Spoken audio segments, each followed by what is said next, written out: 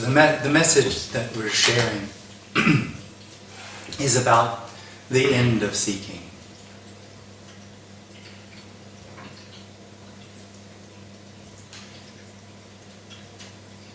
For the individual, the experience is to seek, is to find something, and the hope is that what's found is going to satisfy the need that created the need of seeking in the first instance. This message actually says there's nothing to find. That seeking will never be satisfied.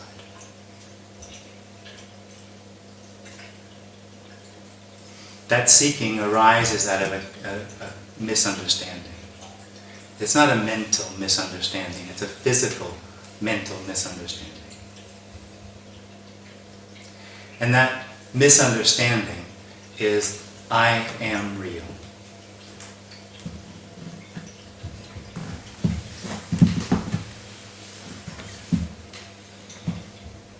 That reality, that realness, that solidity that's experienced as an individual is what creates what's next, is what creates the need for the next experience, is what creates the need or the seeking for that experience that is going to solve the problem of what is this about, who am I, what is going on, what does it all mean?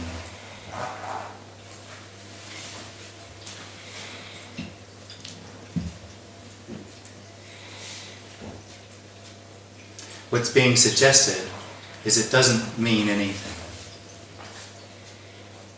It's not about anything.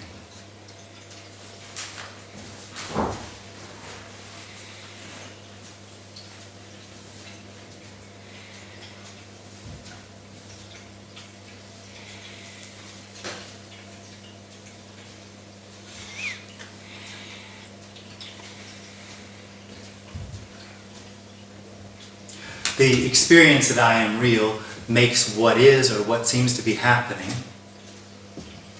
appear to be a part of a story, appear to be a part of a continuum, appear to be a part of the past, which turns into the present and becomes the future.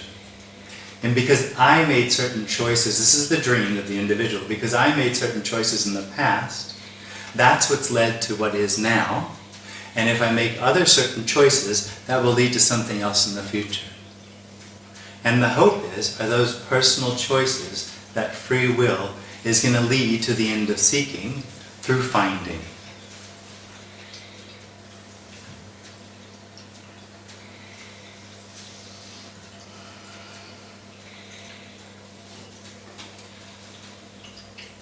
And the suggestion is there's nothing to find.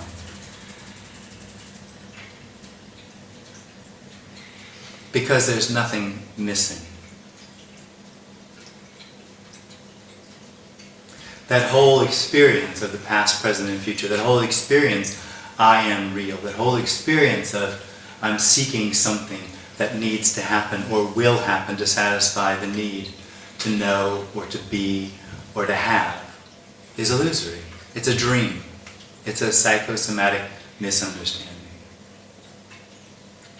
Now, the individual hearing this, if there is one, if it does, that sounds like a horrible message. It sounds terrible that it's not ever going to get what it's looking for. It's not only saying it's not ever going to get what it's looking for, it's saying that all the experiences that have been had that seem to be helpful on the path to finding what's needed or missing are also meaningless.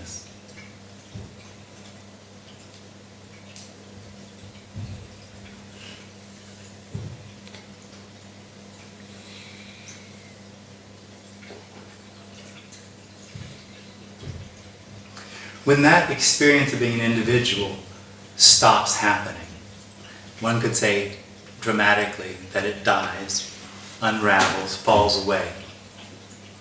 What's then obvious to no one is there's no need to seek. There's no need to find. There's nothing missing. There's nothing that needs to happen. That whole experience, was a psychosomatic misunderstanding that arises out of a contraction in the body, that arises in the body for no reason.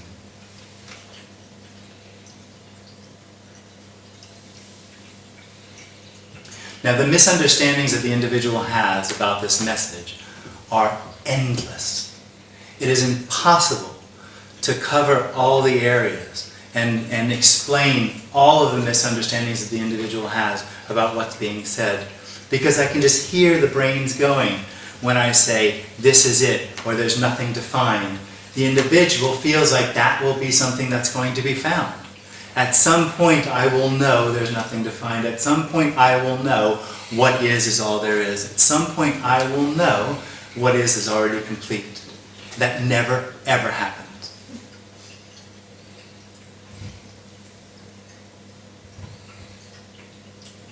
There's never an experience as this is complete. There's never an experience that there's nothing to find. There's never an experience that this is meaningless, that this is wholeness. It doesn't happen.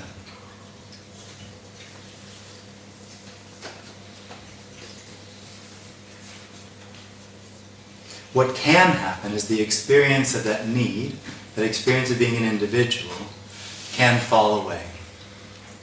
What that is then is the end of seeking, the end of need.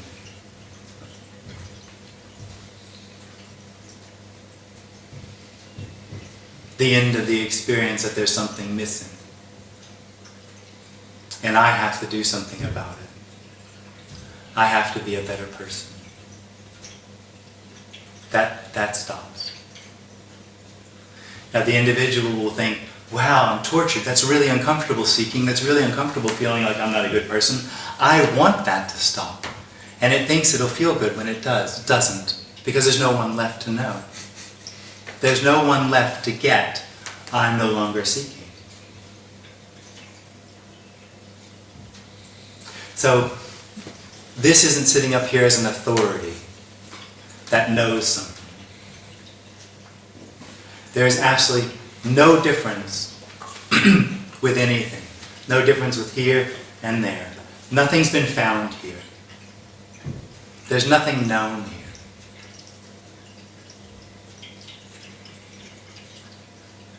There's just simply the end of seeking. The end of the need for this to be something else. The end of the need for this to matter, for it to mean something. The end of my life.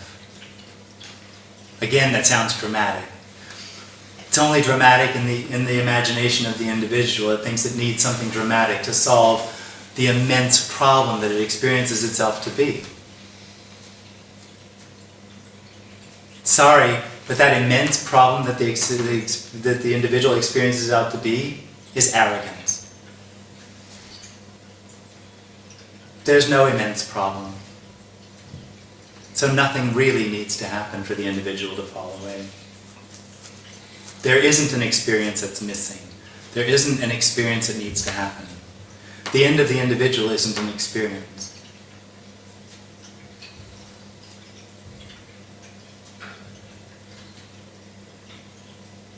What's being suggested is that this, exactly as it appears, is all there is. It's everything. And no matter how it appears, it has no need in it. It has no expectation in it. It has no intention.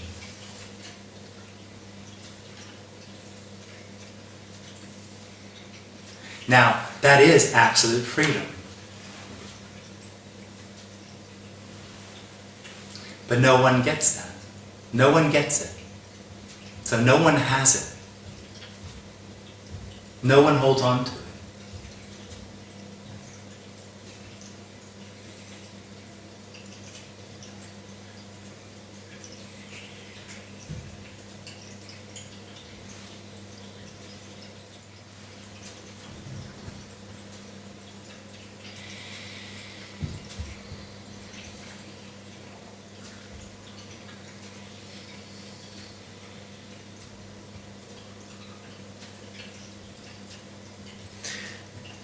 thinking about the Maslow's pyramid of needs. Yeah. That remains intact. But that just has to do with the body, with the brain and the body. Warmth, shelter, food.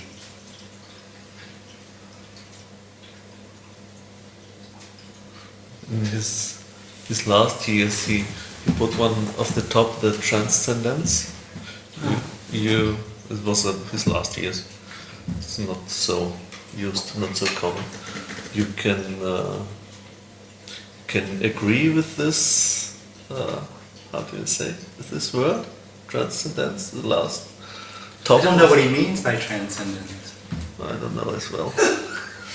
I wouldn't actually say transcendence, because what would transcend? Person. There are certain states that the individual can reach that feel transcendent. But that's quite special when the individual transcends. It can transcend the body, it can be sort of beyond the body, or that's the experience. You can say it's a transcendence of person. But nothing transcends the person. What I'm sharing is actually a very simple, just the end of an experience. Happens to be quite a powerful experience. It seems to affect the entire appearance. So it's the end of the person as well. Absolutely, it's the absolute end of the individual, yeah, person, yeah. Person, individual, me, self.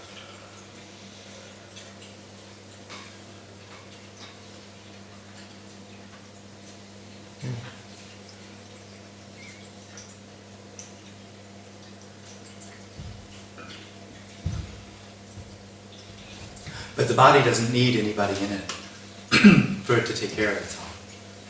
It actually does a much better job when the individual is not there, because it doesn't have that entire history that it's trying to deal with through it all. It becomes very simple.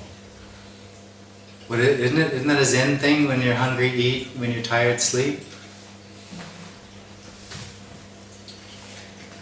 Well, but there are certain things you need to take care of for this to be possible.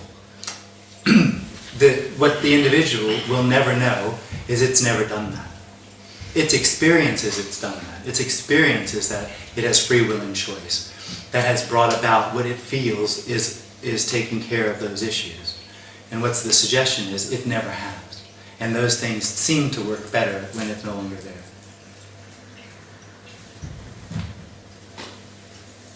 Because the whole relationship it has with what seems to be happening has to do with what it feels like its story is. So what it feels like is meaningful and purposeful to it. Which makes this appear as it's not. It makes it appear real. Which makes it, it matters. So it matters. It matters. Getting it right matters. Getting it wrong matters. It doesn't matter. So when that stops happening, there's just what apparently happened.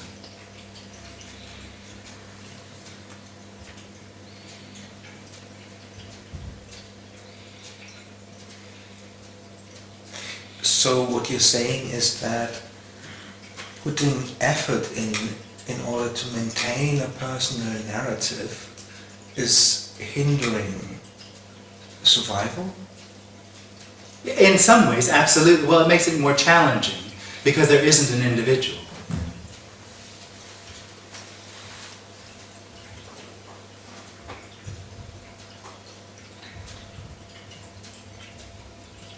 So it's a complication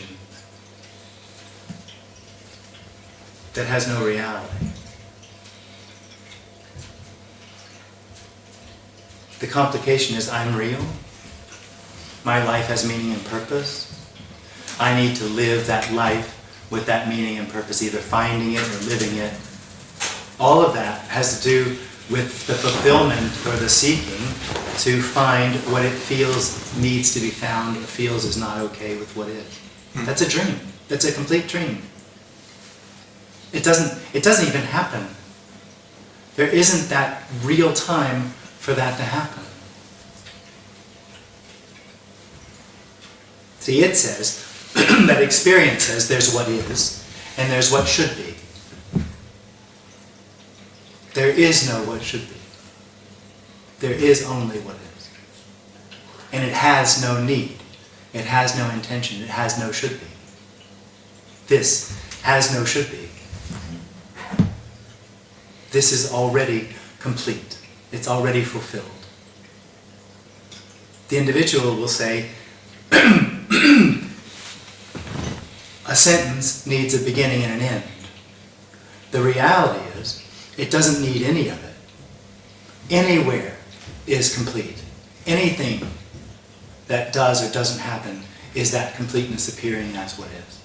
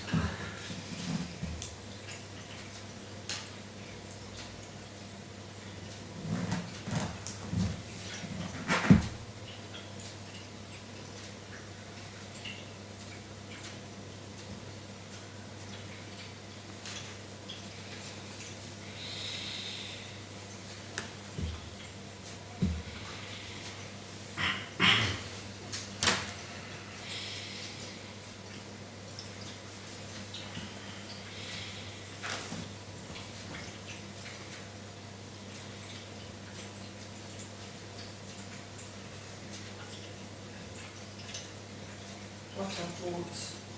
Thoughts. Just thoughts. Thoughts are thoughts. Why are some thoughts grasped and held? I don't know, how can I put it? People who are sort of mentally unstable and they have a certain what is it that's there, that's attracting that? What is it? How does that Obsession. obsession? You mean brain chemistry? I don't know. Is that what you mean? Yeah. Brains are different.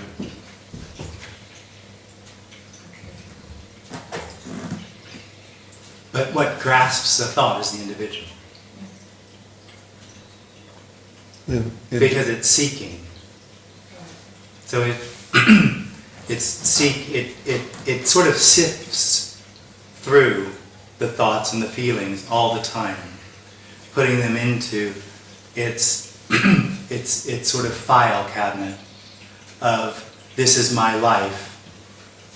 These are good thoughts, these are bad thoughts, these make me a good person, a bad person, this will bring me closer, this will bring me further away, these are too many thoughts, these are too few thoughts, or these are emotions, and it puts them, files them away in an effort to control what's happening.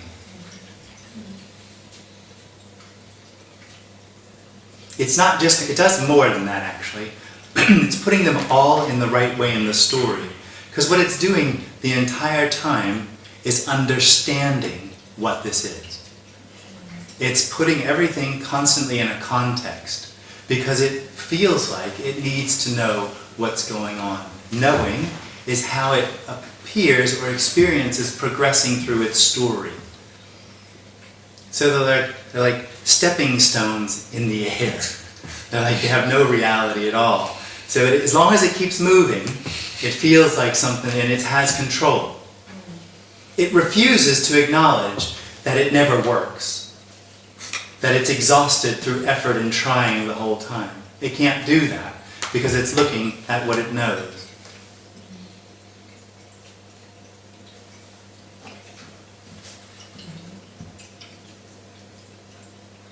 So it's held by the thoughts. No, the thoughts are held by it. Yeah, by the experience of the individual. That says that this is meaningful, that what's happening is meaningful.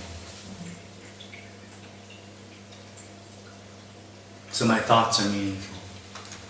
So the thought, I love my mother, is meaningful. That's a good thought. I hate my mother is meaningful. It's a bad thought. So I know who I am.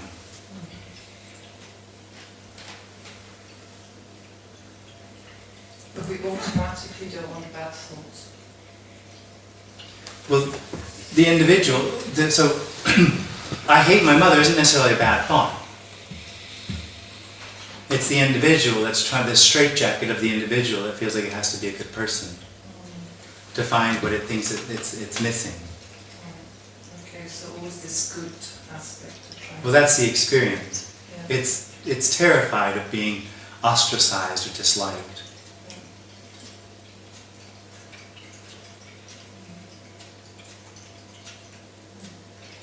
That whole thing is a dream. It doesn't have, the individual doesn't have thoughts and feelings.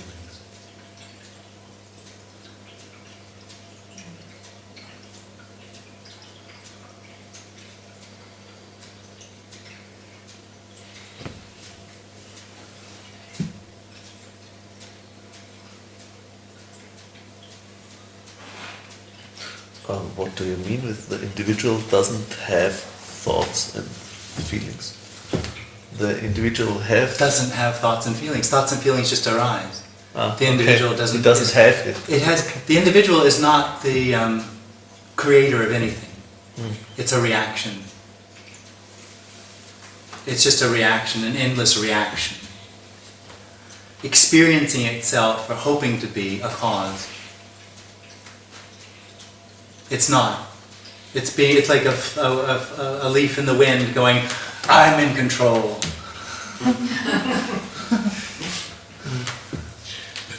Isn't experience also like something very basic to encounter the world? And Absolutely, it is. And encountering the world is a dream. It is a dream. Yeah, encountering the world is a dream. Because there is no world? Because there's no world.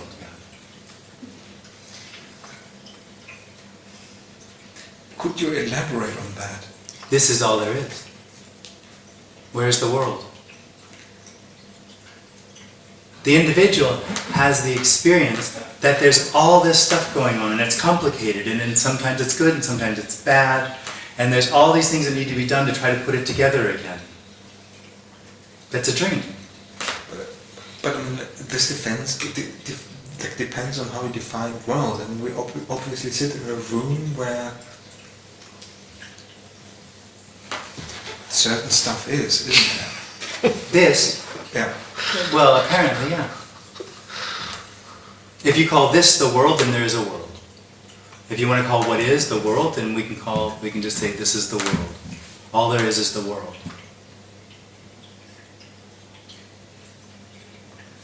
But for me, when somebody says, what about the world? That's Syria. That's starvation Africa.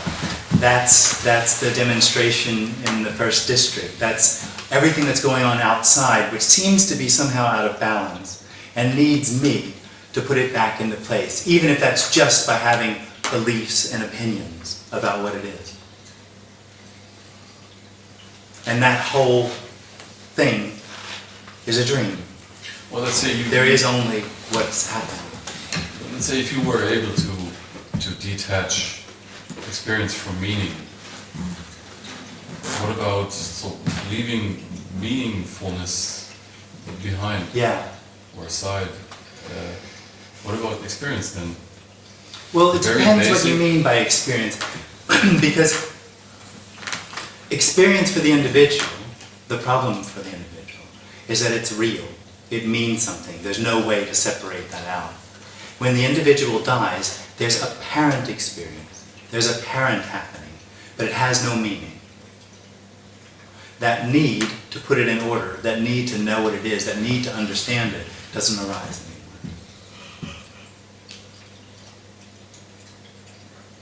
Doesn't mean that understanding doesn't arise, just that need doesn't arise. The individual, when it's there, meaning and experience the individual, makes everything very complicated and complex for the individual. When that stops happening, what's left is this, which is very simple.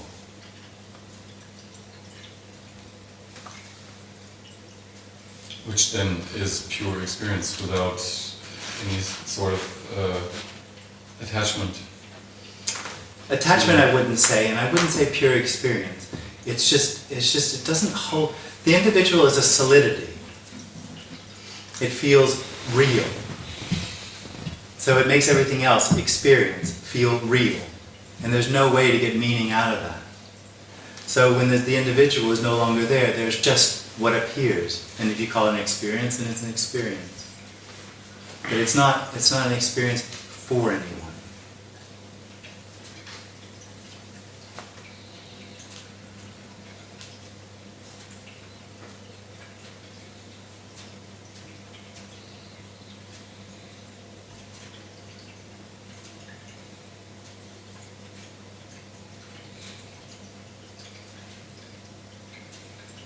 It's not personal.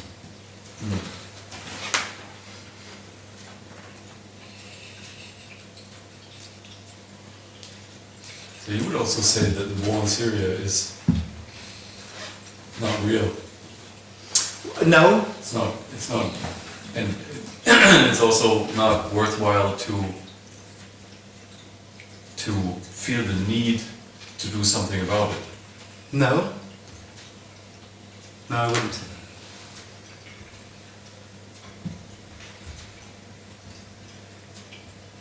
Well, why is that? What makes the war in Syria more important than, let's say, my need to watch television tonight? Nothing. I don't know that I was saying things that are more important than other things. Well, you would, as far as I understood, you would say that my need, for example, to watch television or to do this and that is not real. It's something that is attached to my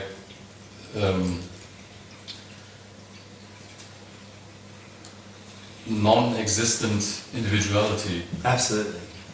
So, isn't my need to do something about the war in Syria also connected to that Absolutely. non-existent All individuality? All need is a part of that, absolutely.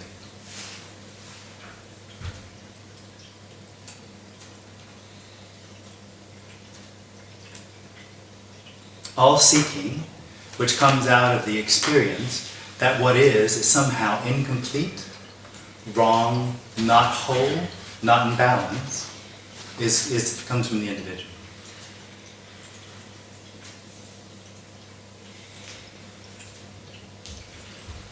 So you would also say that all thinking that is somehow linked to categories like right, wrong, good, bad. That's all This should individual. stop. This should go on. That's all. Anything with intention is the individual.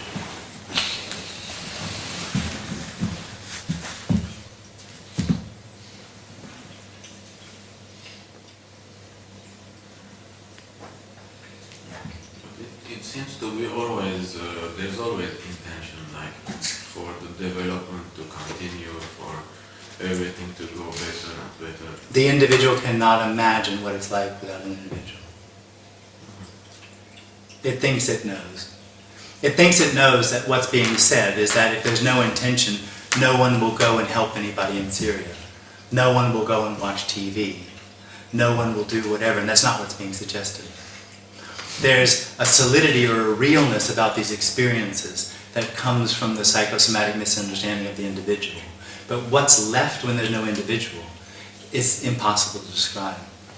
And what then arises or what then happens out of that is also impossible to know.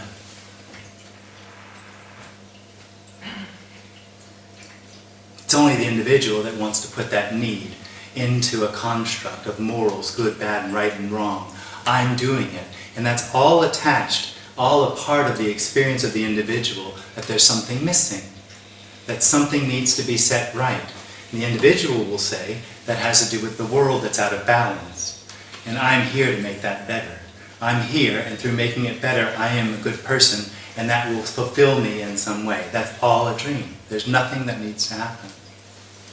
And that's not saying that nothing does happen or nothing would happen. It's just that intention, that need, is completely personal. Comes out of the experience. The experience, real experience, is dissatisfying because it's separate. I am here and I am real, and everything else is out there. I have something to protect. I have something to control. I have to do something. I have to make this work. That's a dream. And the individual tries to overcome that distance through more experience. It's trapped in a vicious circle of experience, thinking experience is going to find its way out. It has no idea what happens when that experience, or this, or what appears, is empty, or emptied of the experience of being an individual. It's simply this. This is the most dissatisfying message you'll ever be confronted with. Because the whole idea, the whole construct that the individual has about what this is about is completely undermined with the statement, or with the pointing to that what is all there is, and it has no need, no intention, it is already complete and fulfilled. Well, I'd like to go back to, basically I think this example of Syria points towards utilitarianism, doesn't it?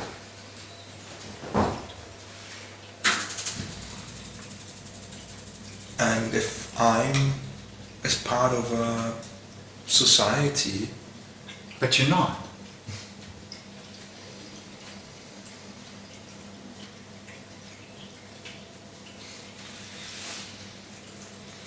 You're putting, so that's the experience, which is illusory, because that experience says, I am real, society is real. Sets up a relationship, something that's apparently really happening. Nothing is really happening. It doesn't matter. Society doesn't matter. Syria doesn't matter. This body doesn't matter. It doesn't matter. That's not saying that this body won't jump out of the way of a car, will avoid poison unless it wants to die, or whatever. That's not what it's suggesting. What it's suggesting is all of that activity doesn't matter. It doesn't matter. This isn't going anywhere. This doesn't need anything to happen for it to become what it should be.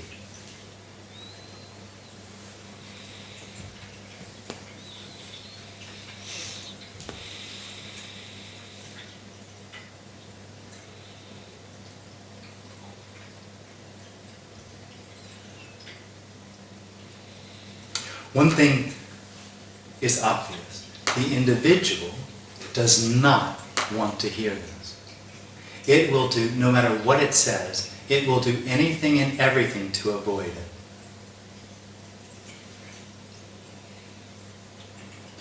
One of the ways it loves to avoid it is by misunderstanding it and then attacking its misunderstandings. It likes that most.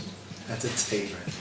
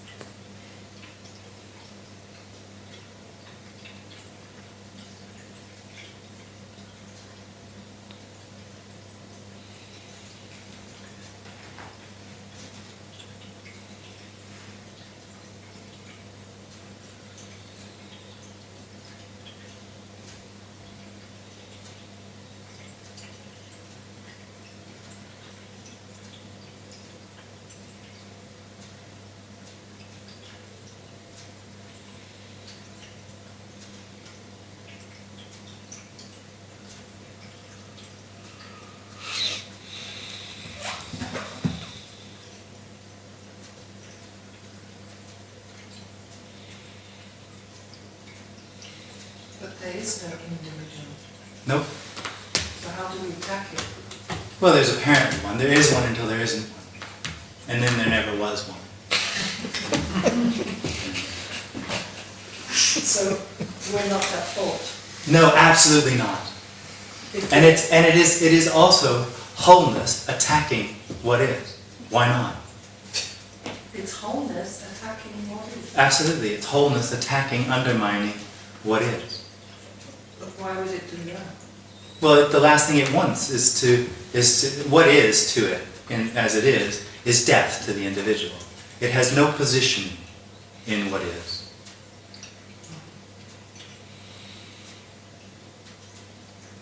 It's powerless, which it doesn't know.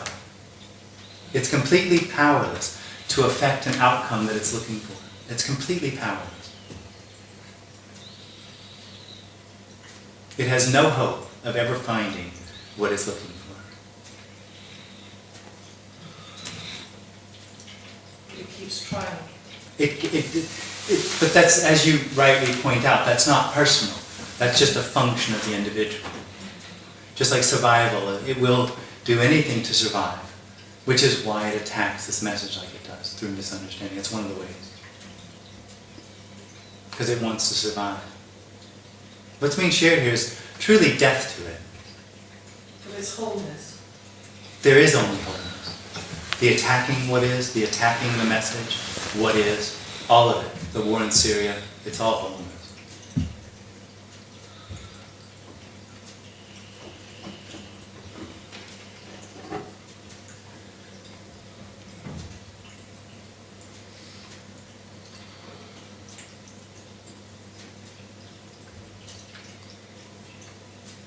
There's no way to figure it out. There's no way to figure it out. But the thing is, the individual thinks there's a need to figure it out, which is the seeking for that new experience, which is going to give it what it feels is missing. there's no need to figure it out. There's nothing to figure out. There's nothing wrong. Were you laughing? Am I laughing?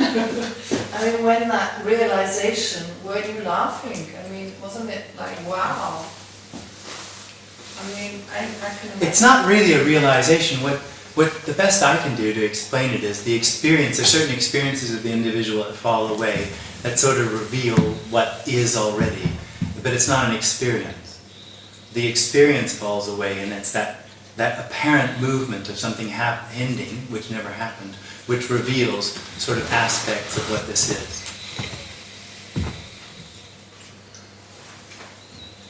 So it's the end of an experience.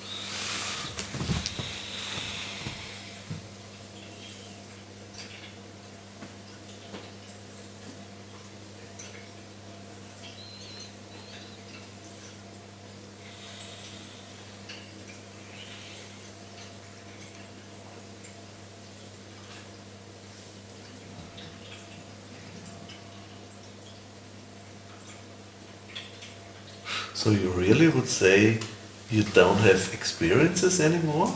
No real experiences. There's nothing. There's no consequence.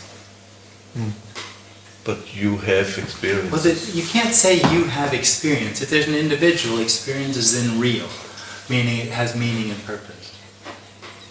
Or actually it has the need of meaning and purpose. Just to be clear, the experience of the individual, the experience of real experience, the experience of meaning and purpose, the experience of knowing what's going on, the experience of separation is not evidence that there is meaning and purpose, that there's real experience or real separation. Those are all just a part of the dream of the individual.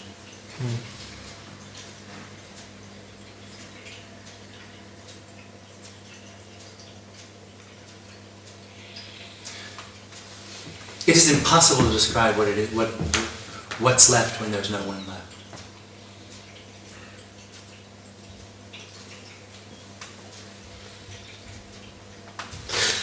If there's no position, as you said, That's right. that feels like free fall. We've been here before, and it's free fall when the initial recognition, so the initial ending of the individual, is a revelation that there's no subject. That is the floor is just taken away, and that's free fall. But that then is no longer happening because there's no one left that's in free fall. So the feeling of free fall passes away as Absolutely. well. Yeah, okay. In the end, there's just unknowing. So everything that the individual thinks it knows becomes empty. It has no meaning and purpose. It doesn't need anything. It doesn't need to be what it is. This chair has no need to be a chair. It actually could be anything.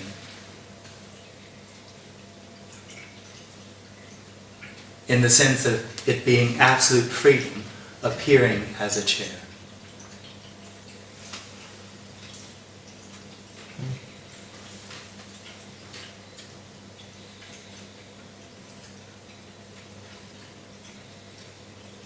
Well, the chair appearing as a chair is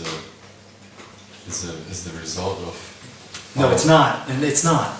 This isn't the result of anything. This doesn't actually come from anywhere.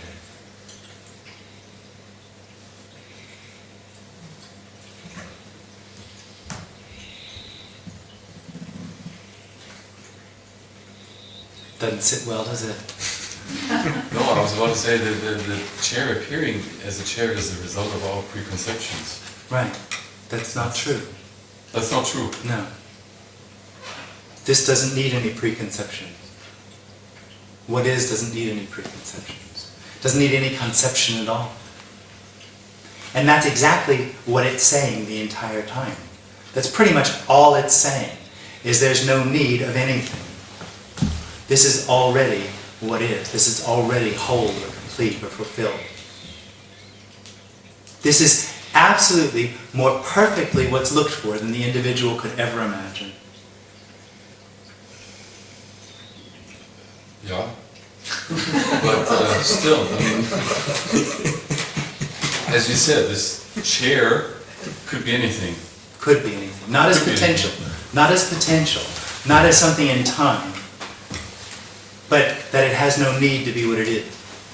Well, it's me making it appear as a chair. And that's not true. To me. That's not true. I mean, if you want to talk about the brain perceiving it, okay. So the brain perceiving it, yeah, that's a function of the brain.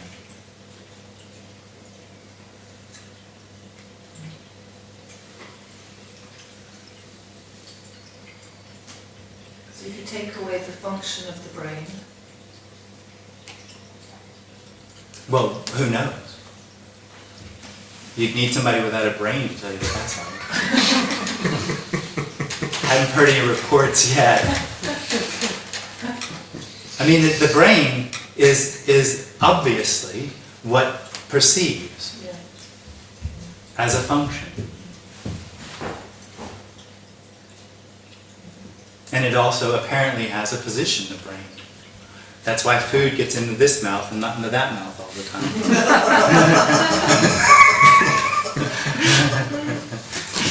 But what's being described here is what is when there's no one that needs that function. When there's no one that has a necessity or a need for a position.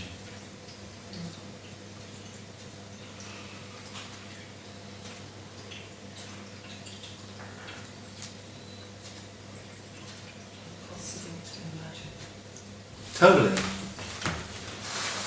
So can we say that the function is misunderstood with experience? The function is just a function. Yeah. The individual takes the function to be personal or real. Yeah, the function we feel like we're experiencing something. Well, the experience is just simply experience. Again, the individual will take experience as real, meaningful. Let's not take a serious thing like you said, the food goes to this mouth. When you eat something delicious, you feel like you're enjoying it and you're experiencing the beauty of that food. But you're saying, I'm experiencing it. When there's no one left, there's just enjoyment.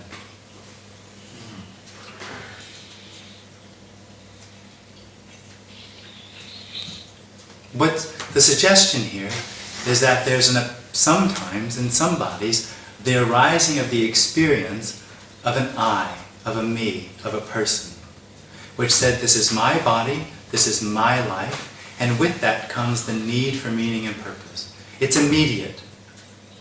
And that covers over the entire experience, the entire appearance of what's going on. And the suggestion is that that's a dream, which has no effect on anything, really. It doesn't matter. That dream is wholeness appearing as a dream. There's no suggestion that it shouldn't be there or that it's wrong. The only suggestion is that experience is illusory.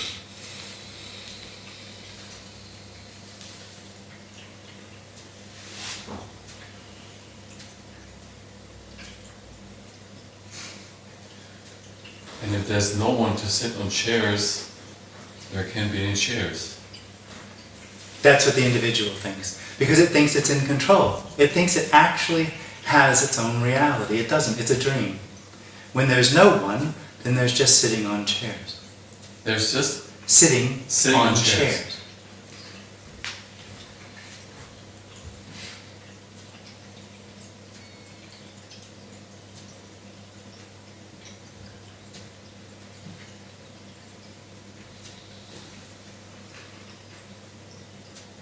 So the body is sitting on chairs. Yeah.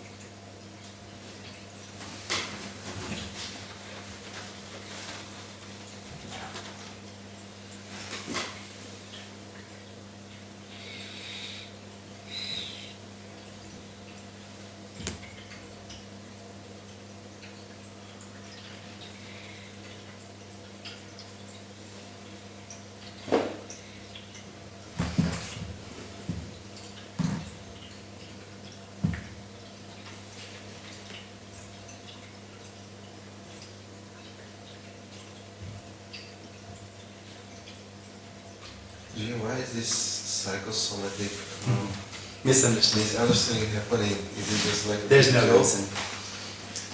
There's no reason. There's actually no reason for anything.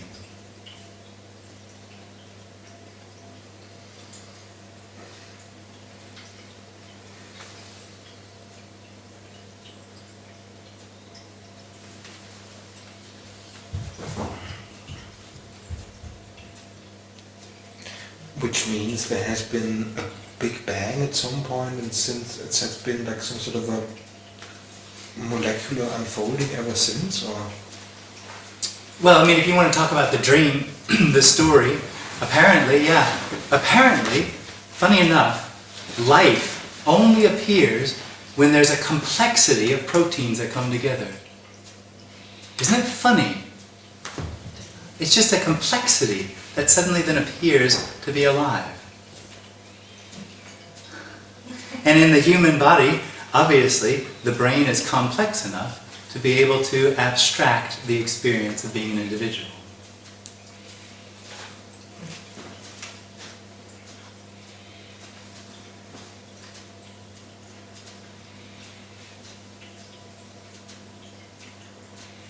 But that's just a story. That's just a description. It doesn't mean anything. Have you got that this doesn't need to be understood or known to be what it is? And that whether it's apparently understood or not, it makes no difference. What is still what it is. And what is whole and complete and without need, without intention. It makes absolutely no difference if this ends now or not. It makes no difference. The individual will say that that's nihilistic, and will come up with all sorts of things of what it thinks that means about how an individual would or wouldn't, or a body would or wouldn't, and that's a dream. That's a dream of the individual that feels like it's important and that it's necessary and needed, projected on to what might or might not happen. It's a dream.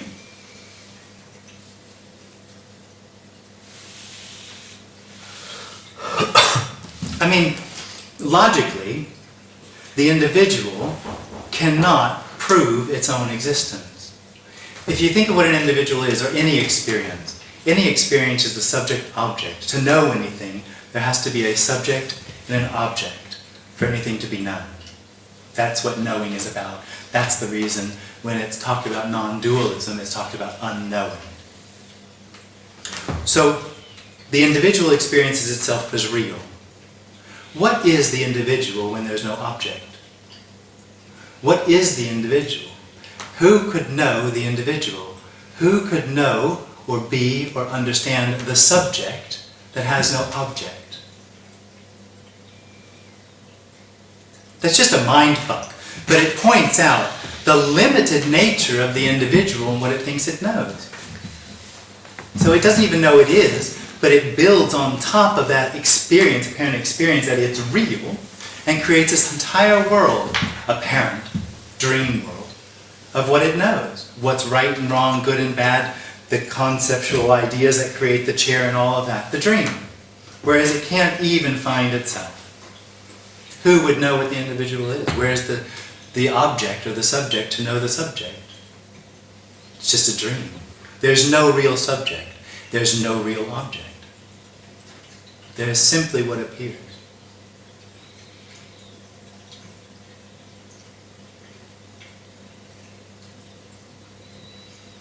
And what appears is what we perceive.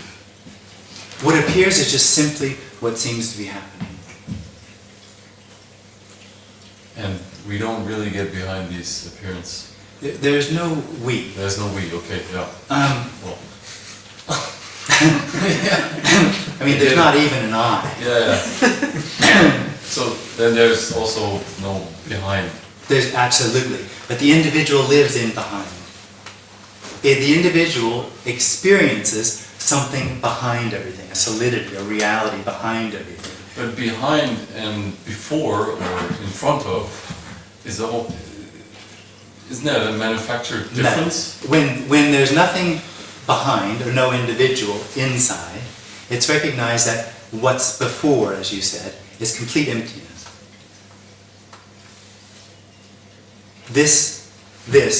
The apparent perception, the apparent experience, is emptiness experiencing, is emptiness perceiving.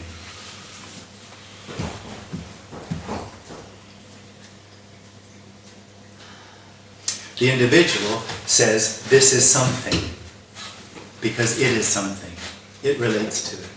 When there's no individual, this is no thing. This is no thing. Chairing. Bodying. It has no solidity to it at all. It's just aliveness, chairing. There's absolutely nothing that could be said about it. Nothing that could be known about it.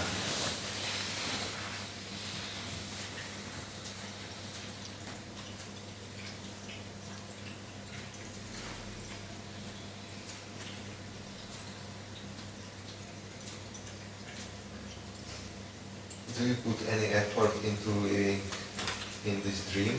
Or it's just effortless? For example, if you don't feel like... There's quite literally, just so that we're clear, there's no one here. I know, but... So, and to be very, very clear, Is there effort? there's Is no there some one, effort? there's no one there either. Is there some effort? Yeah, having these meetings is quite an effort.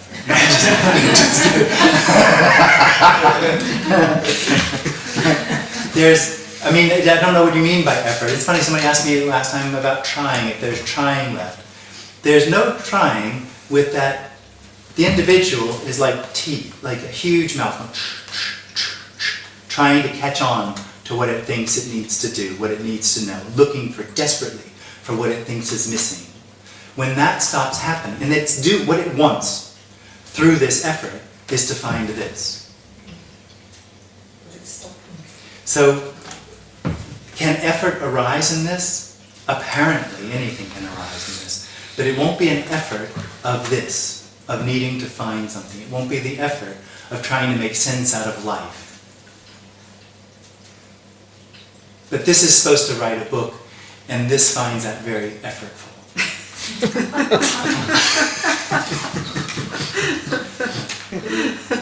Where does the supposed come from?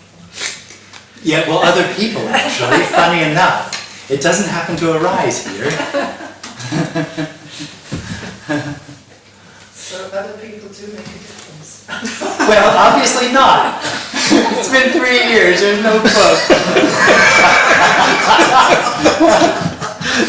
A couple of outlines. I always like your quotes. Yeah, I know, I could make a book of quotes. 2-page book.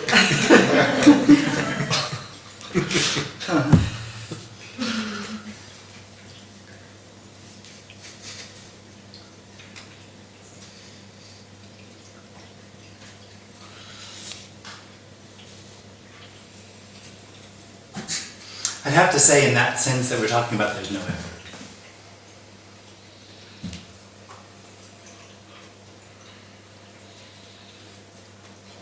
You know, I'm asking because sometimes like I know intellectually that this is not real, but yet What isn't real?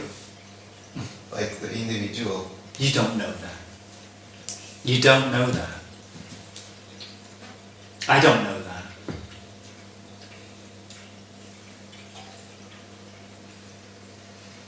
It never turns into knowing. It's not, this isn't an addition. This isn't something that someone gets something and adds into it. The individual is absolutely convinced when this says this is a loss, that that's going to be somehow a gain. It's not. You don't actually know that there's an individual there. Nobody knows what's being suggested here. It just never turns into knowing. It's the end of the need to know.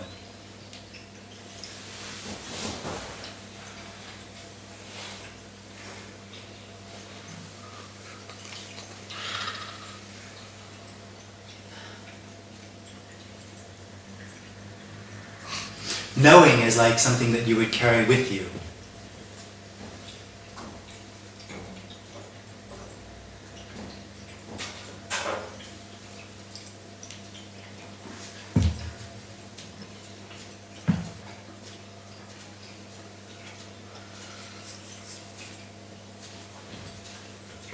But it seems to be impossible to undo what you have already known. To undo what you have already known? Yeah. What do you know?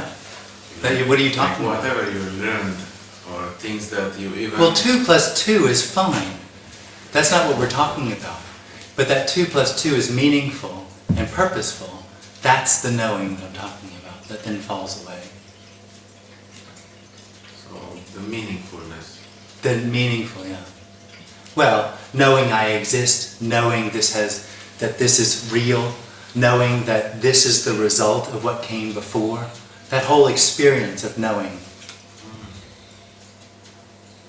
So knowing this is real, or knowing this is unreal, Absolutely, that's a dream. that's It's not real. And it's not unreal.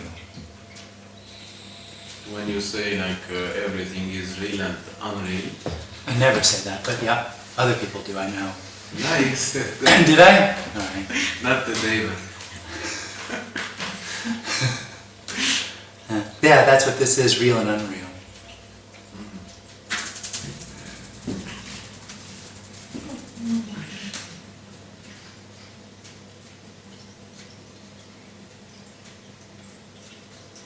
The individual is absolutely convinced that there's somewhere that needs to be gotten to. There's somewhere to go. And there isn't. There's nowhere to go.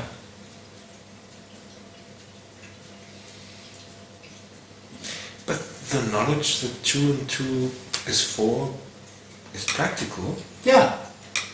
But doesn't mean anything. It's functional.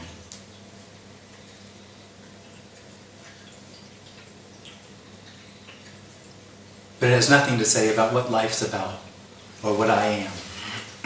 Yeah. Because that's what we're talking about.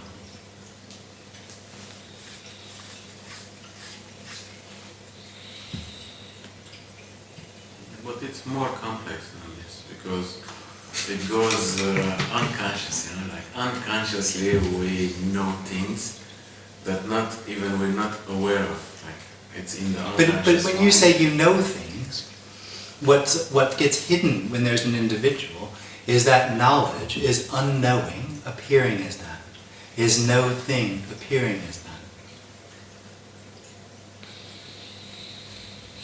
The individual is building on everything because it thinks things are real. When there's no individual, it's obvious that there's nowhere to build anything on because there's no solidity.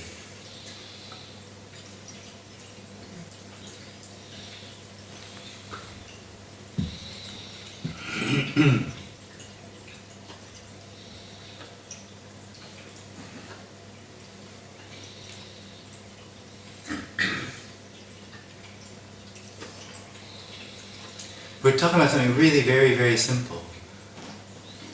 This is all there is. Show me something else. Show me something else. Show me something that's not what is.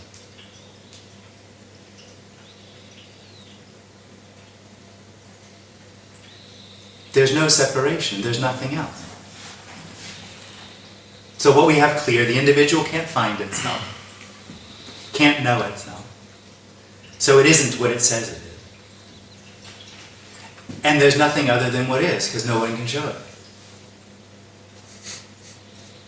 So what's left? It feels that it is here. What is? The individual feels that. Yeah, that's the dream. I am. I'm real. Yeah, I'm here. I'm inside here. I'm like the ghost in the machine pushing the buttons. That's the experience. Location and time. So don't think of a pink elephant. Because you're in control. Because you're in control, you won't think of a pink elephant. And to show how limited the individual is, think of something you don't know. So if you've only got what you know, or what's in the brain, where's free will and choice? Huh.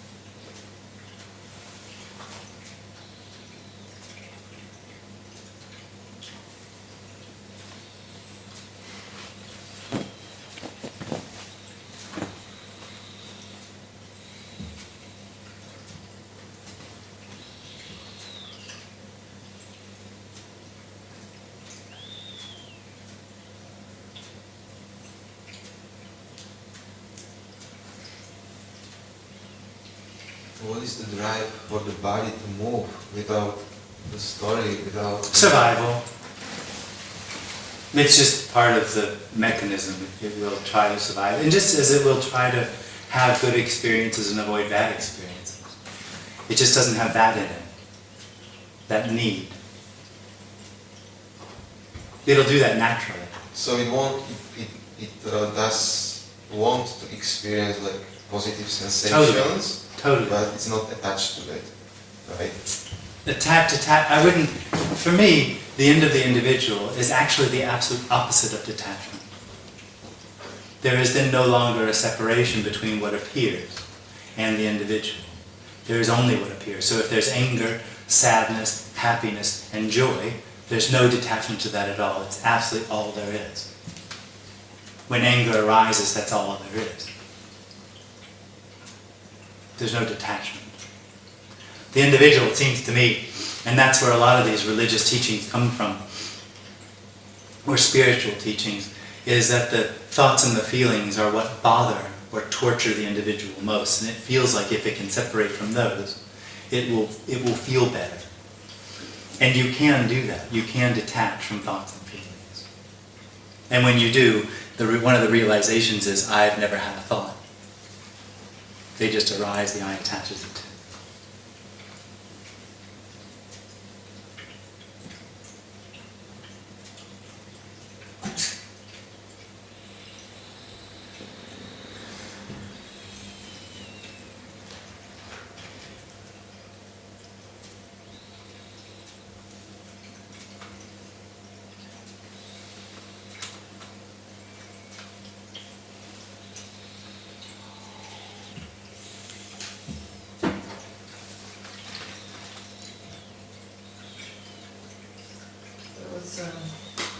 About the 2 and 2 is 4. There was a little boy, he's Asian, and he didn't know the answer to 2 plus 3. He's on the board, and he looks behind, and the girl shows a hand So he draws a hand. So the perception was amazing, right? Just to he saw the hand. That's sweet. Yeah. Innocent. Yeah, innocent.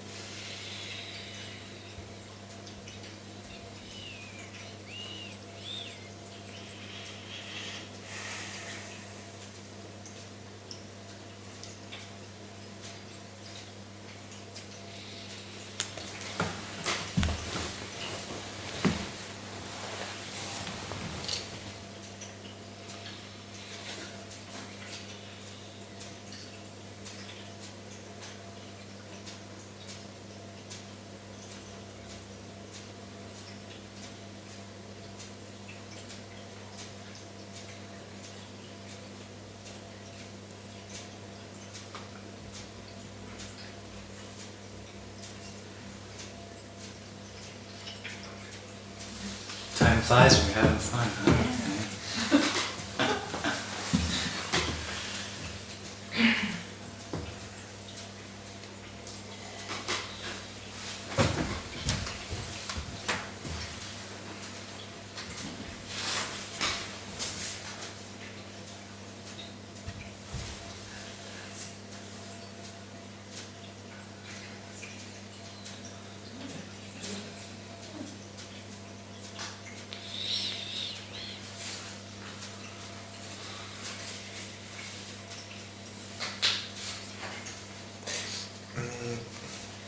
So are you rejecting knowledge altogether?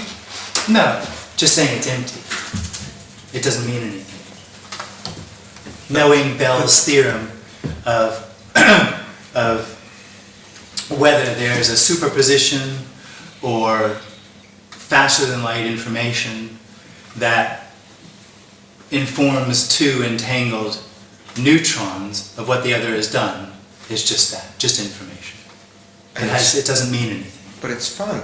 Absolutely. Why not? But it doesn't mean anything. It's emptiness appearing as that. There's no real consequence.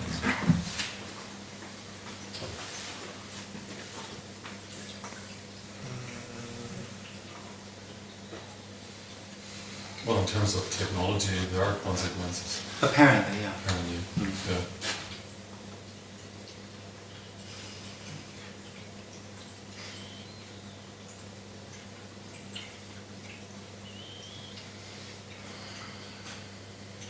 When there's no longer an individual, it's obvious that appearance is empty.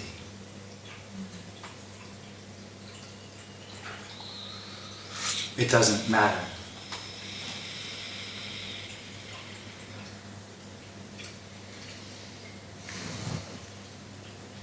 Nothing matters.